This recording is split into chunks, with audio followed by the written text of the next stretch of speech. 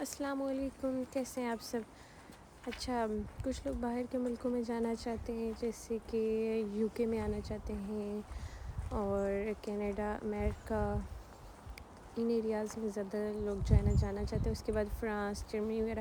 اچھا، یہاں پہ جو ہے نا امریکہ کا تو اتنا نہیں پتہ. وہاں پہ سنا ہے کہ جو ہوتی ہے نا رہائش وہ اچھی ہوتی ہے، کھلے گھر ہوتے ہیں اور رینٹ ان کے جو ہے نا یہاں کی نسبت جیسے یو کے میں ہے تو وہ سستے ہوتے ہیں. تو یہاں پہ یو کے میں ہوتا ہے وہ جو ایک باکس روم ہوتا ہے نا، چھوٹا روم، اس کو ایک اور ورڈ بولتے ہیں، اسٹوڈیو روم بولتے ہیں، آئی تھنک سو.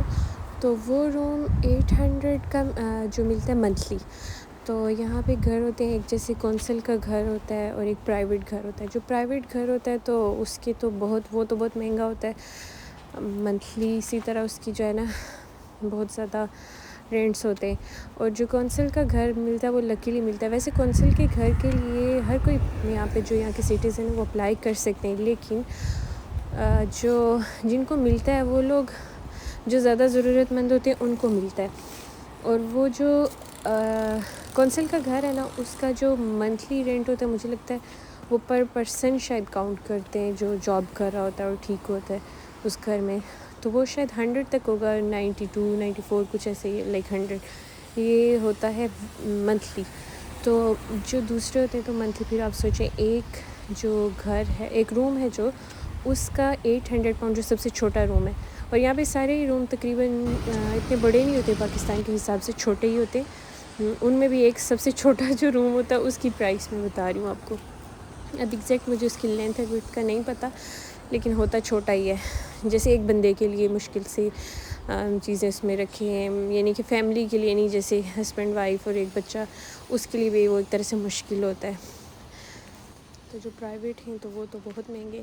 ہاں، اس کے کونسل کے فلیٹس بھی ملتے ہیں، 2 روم کے ہوتے ہیں، ایک سیٹنگ روم ہوتا ہے اس میں اور کچن اور باتھ روم ہوتا ہے. تو وہ بھی کچھ لوگ اپلائی ہر یہاں کے جتنے بھی سٹیزن ہیں ہر ایک کو کر لینا چاہیے. پھر وہ 10 سال 20 سال اتنے بھی گزر جاتے ہیں، 8 سال، مطلب یہ انسان کی لک پہ ڈیپینڈ کرتا ہے، یا پھر اس کی کتنی مطلب اس کی کوئی ہیلتھ پرابلم ہے، کوئی ایسا ویسا، مطلب وہ ان سب چیزوں کو دیکھ کے نا تو پھر وہ گھر دیتے ہیں.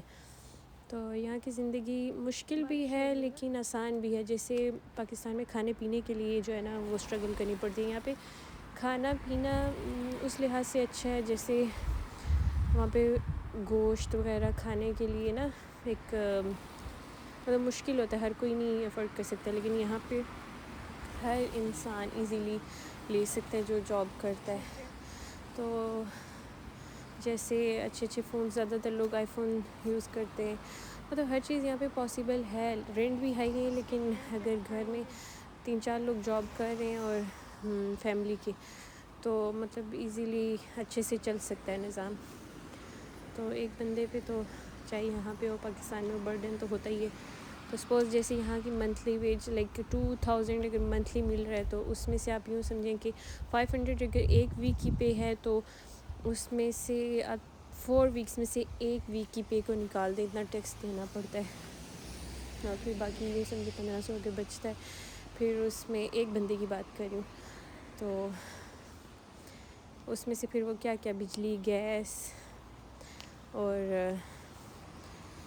اسی طریقے سے پانی کا بھی ہوتا ہے، اور کھانے پینے کا سب کچھ ملا کے نا مشکل ہو جاتا ہے. اور جس نے پھر گاڑی رکھی ہو، گاڑی کی انشورنس، یہ سب چیزیں، مشکل لائف ہے لیکن محنت کا پھل ملتا ہے. اور یہ کہ یہاں کی جو کرنسی ہے پاکستان میں اس کی ویلیو ہے، تو اس لحاظ سے یہ بہتر ہے کہ یہاں پہ تھوڑا بہت پیسہ وہاں پہ بھی چلا جاتا ہے، بندہ لرن بھی کرتا ہے دوسرے ملکوں میں جا کے.